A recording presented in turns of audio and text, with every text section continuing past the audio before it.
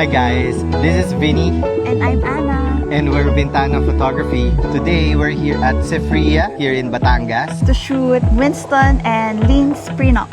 Tara! By the way, thank you so much Rode Mic for lending us the wireless micro. Ayun, okay ba yung audio natin? Mic test? Ha? Ano na? Yun lang? Pero yun, first set, ano lang siya, parang warm up. So, suot nila is naka-casual look lang. Doon kami sa may fountain sa harap. Warm up lang ng couple, usually yung first set para maging comfortable sila in front of the camera. So, I used the 35mm lens and then the 50.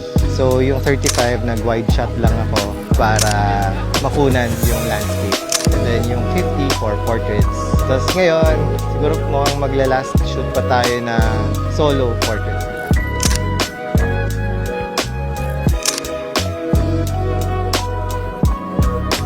Face card be, face card. Face card, wait lang. Diba? On mo. Tapos parang hawig mo lang, parang ganyan mo lang. Yan. On lang. Ayan, alright, ganda. Pupunta tayo sa second location. So may mga mabulaklak na part ng Cefria. Ayan. Request ng couple to. Kasama sa layout nila.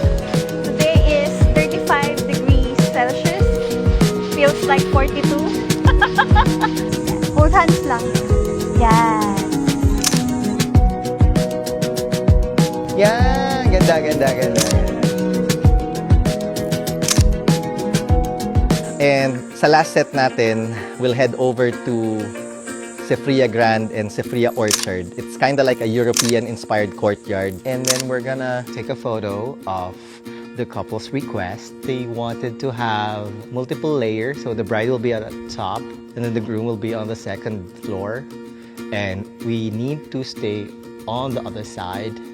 I'm gonna put them there, then I'll be there, because the light is going there, okay? It's really nice, super airy and elegant nung location, very clean, very bright, and really cinematic, diba? And that's a wrap! See you on the next video!